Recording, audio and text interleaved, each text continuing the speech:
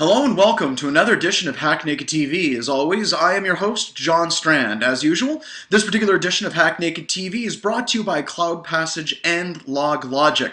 Once again, our sponsors offer to our listeners and to our viewers free versions of their tools that you guys can try and play around with. Cloud Passage has their Halo application for managing the firewall on all of your different cloud-based devices, and LogLogic has a demo or eval version of LogLogic that you can play around with for log analysis. So be sure to check it out, and as always, we're sponsored by Defensive Intuition, the pen testing division of Hack Naked TV. I want to draw your attention to one simple article this week.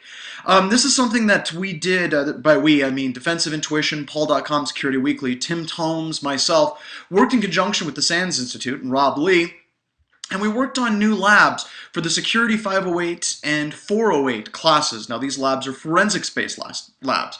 Now, what Rob wanted was for us to go through and exploit an environment in much the same way that an APT actor would actually go through and exploit it. For those of you that are keeping track at home, that's one drink. Now, what happened is we went through, bypassed AV, exploited the entire environment, they collected the evidence that they needed, and then we backed out and cleaned up after ourselves.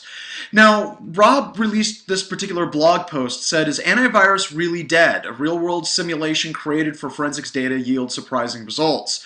He posted and he talked about how easy it was to bypass the AV. The AV in question here was McAfee, but I'll get back to that here in just a second.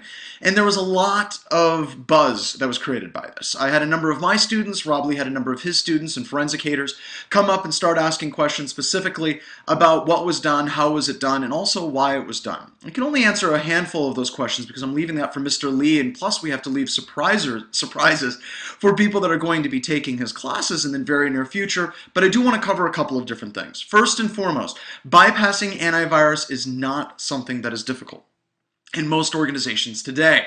It wouldn't matter what AV you're using. You could be using McAfee, you could be using Symantec, you could be using just about any AV, and it really does not matter if their traditional blacklist approach is in play. They can still be easily bypassed.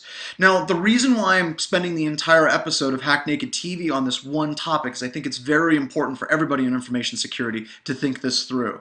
AV is not a defense against all malware that may occur on your computer systems. AV will not protect you against the new cutting-edge attack that's coming out next week, or the new malware that a nation state is creating to specifically exploit your environment. Rather, I want you guys to change the way you look at antivirus, and I want you to think about it in different ways. It is the same thing as immunization. Whenever you're a small child or whenever you have a child, you go through and you get immunization for things like polio, for measles, for whooping cough, for all of these different things that would suck horribly if your loved one actually caught these diseases. So you're immunized against them. Now, because you're immunized or because you get a flu shot or a booster shot, it does not mean that you can go through and start swimming around in a cesspool or hanging out with lepers or doing all kinds of really risky behavior. Simply because you have immunization or inoculation does not mean that you can give up good hygiene, good habits, good things that we must do every single day to remain healthy.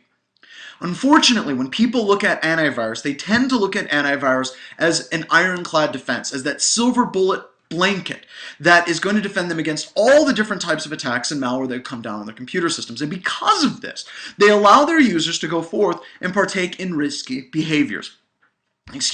Like going out on the open internet and surfing to whatever websites they want to go. Now, I know that you may be using WebSense or Sophos or Bluehost, any of those different outgoing web proxy services, but most of the time they really don't work against a lot of the very targeted attacks that are coming against your organization. So I really just don't think that they apply. They're still in that blacklist approach. So you allow your users to go to the internet and do whatever they want, surf wherever they want, and your systems get compromised. Why exactly is this a surprise?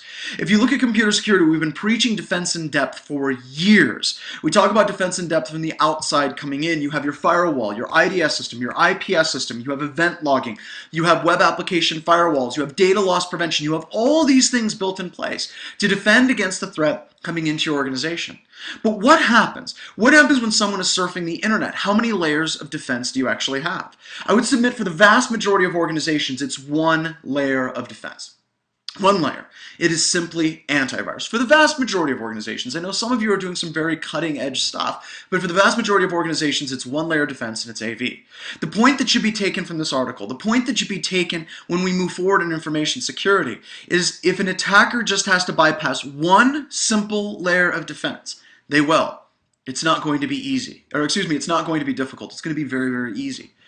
Further, I would also like to submit, when we're talking about penetration testing, a lot of penetration testers do this on a daily basis. If you're friends with one, ask them. Ask them if at any point when they're pen testing they freak out because antivirus vendor X is in use. I'm willing to bet no. I'm willing to bet that it really doesn't matter to them on a day-to-day basis. They simply go through tools and techniques like Metasploit, MSF Encode, MS Venom, or using social engineering toolkit to bypass antivirus engines because it works. And you can't win if you only have one layer of defense. It's so easy to bypass.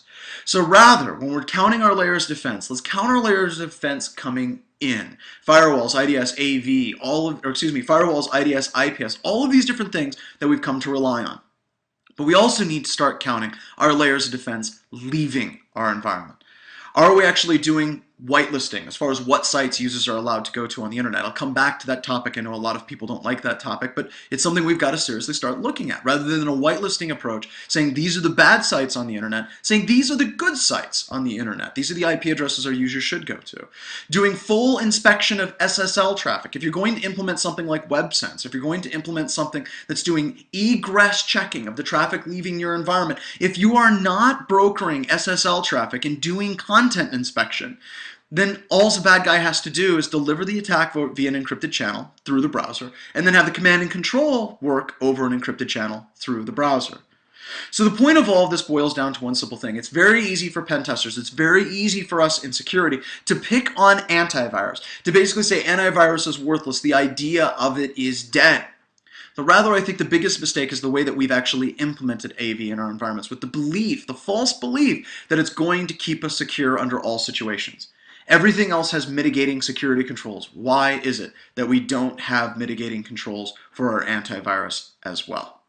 So that's it for this edition of Hack Naked TV. We'll be setting up another one this Friday. As always, please check out paul.com Security Weekly, www.paul.com.com. Check out our wiki for show notes. And of course, when you're in the wiki, check out the most recent episode for upcoming classes that Paul, myself, Larry, Carlos, Tim Tomes, and the rest of the crew are going to be teaching in the very near future.